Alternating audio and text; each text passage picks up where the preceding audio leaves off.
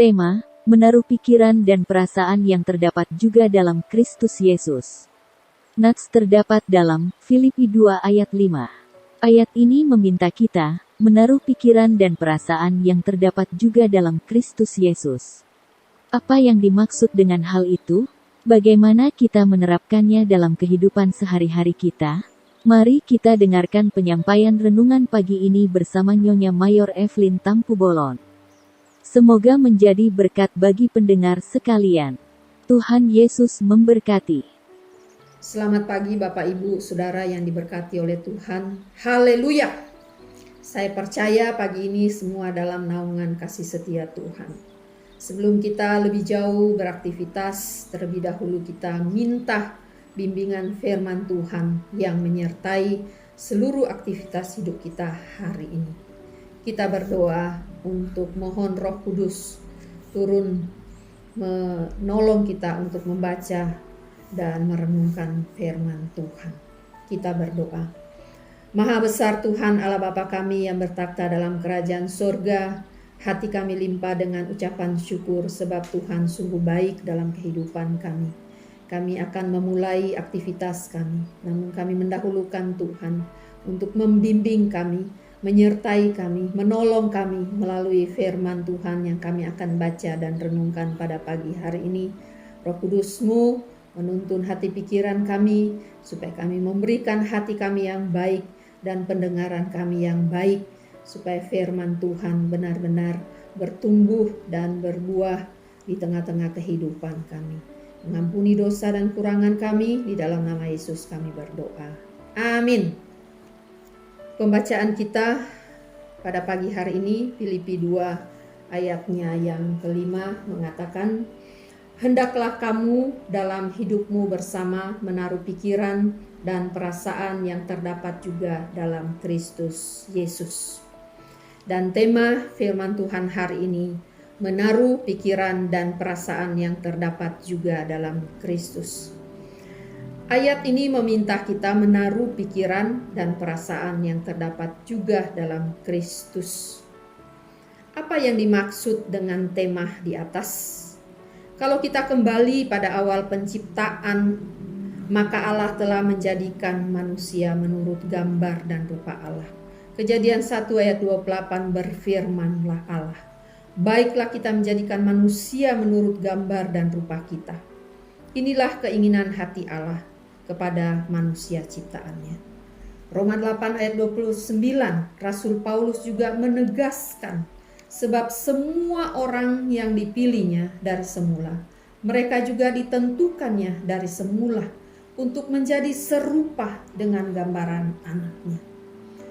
Jadi sebagai orang Kristen yang mengaku dirinya percaya kepada Yesus Kristus, ia harus menaruh pikiran dan perasaan Kristus dalam seluruh hidupnya.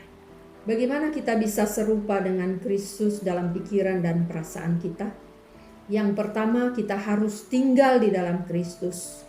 Yohanes 15 ayat 4 dikatakan, tinggallah di dalam aku dan aku di dalam kamu, sama seperti ranting tidak dapat berbuah dari dirinya sendiri kalau ia tidak tinggal pada pokok anggur. Demikian juga kamu tidak berbuah jikalau kamu tidak tinggal di dalam Tuhan. Artinya, kita selalu memiliki hubungan yang sangat erat dan melekat dengan Kristus melalui persekutuan kita dengan Roh Kudus. Filipi 2 pembacaan kita tadi ayat 1 sampai 4 dikatakan ada persekutuan roh. Inilah yang perlu kita lakukan dalam kehidupan kita. Untuk menaruh pikiran dan perasaan yang terdapat juga dalam Kristus mengajarkan kita ada kasih mesra, ada belas kasihan, ada sehati sepikir, dalam satu kasih, satu jiwa, satu tujuan, dengan tidak mencari kepentingan sendiri atau puji-pujian yang sia-sia. Sebaliknya, hendaklah dengan rendah hati yang seorang menganggap yang lain lebih utama daripada dirinya sendiri. Dan janganlah tiap-tiap orang hanya memperhatikan kepentingannya sendiri, tetapi kepentingan orang lain juga. Sehingga jelas dalam Yohanes 15 ayat 7, jikalau kamu tinggal di dalam Tuhan dan menaruh pikiran dan perasaan yang terdapat dalam Kristus, yaitu firman Tuhan tinggal di dalam kamu.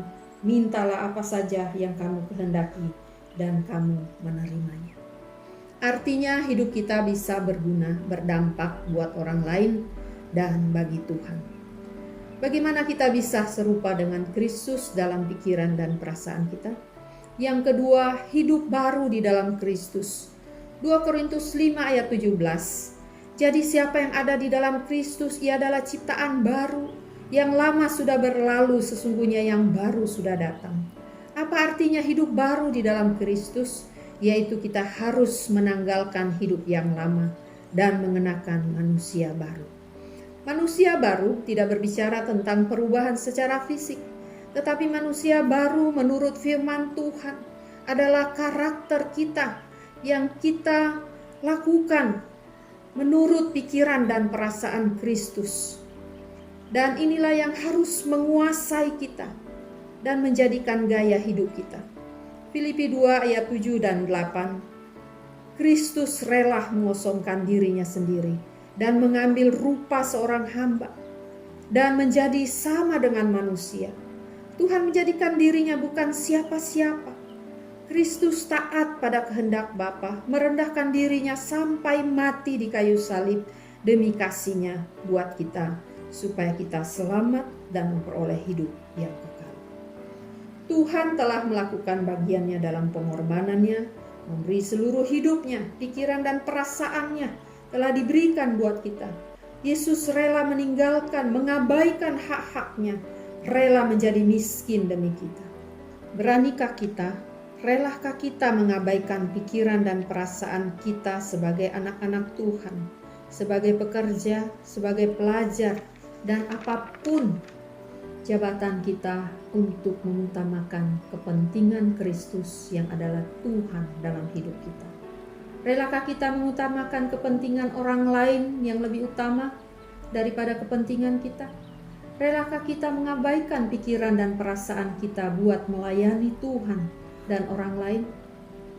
Oleh sebab itu, menaruh pikiran dan perasaan Kristus bukan hanya sebuah konten dan perilaku musiman, tetapi di setiap musim hidup kita, dan selalu menjadikan gaya hidup kita kemana dan dimanapun kita berada. Jadilah orang percaya yang tinggal di dalam Kristus dan memiliki hidup baru dalam Kristus, sehingga penyertaan dan berkat Tuhan menjadi bagian atas hidup kita. Kita berdoa. Bapa di dalam sorga, terima kasih Tuhan untuk waktu ini. Kami boleh mendengar, merenungkan firman, dan menuntun kami bagaimana kami hidup di tengah-tengah dunia ini dan dimanapun kami berada. Biarlah Tuhan pakai kami untuk menjadi berkat bagi orang lain, untuk berdampak bagi orang lain dimanapun kami ada. Hamba berdoa untuk semua yang mendengarkan firman Tuhan ini. Diberkatilah mereka. Dan Tuhan menolong apa yang menjadi pergumulan hidup mereka.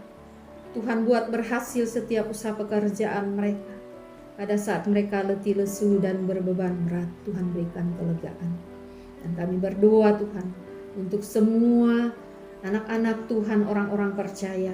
Mulai dari anak-anak sekolah minggu, orang muda, orang dewasa, para lansia.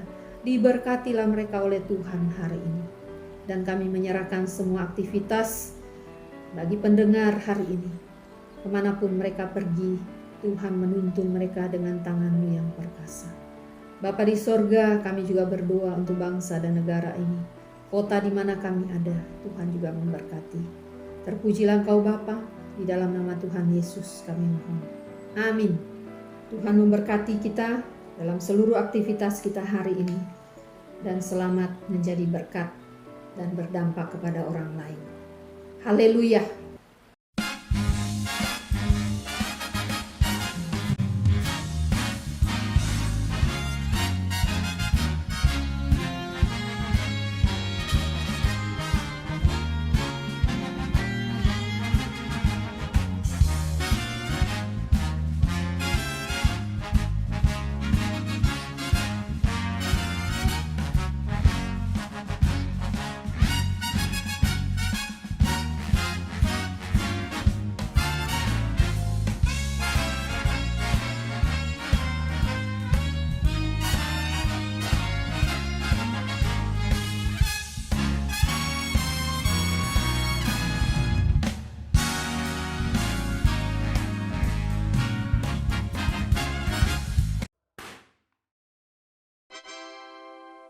My salva.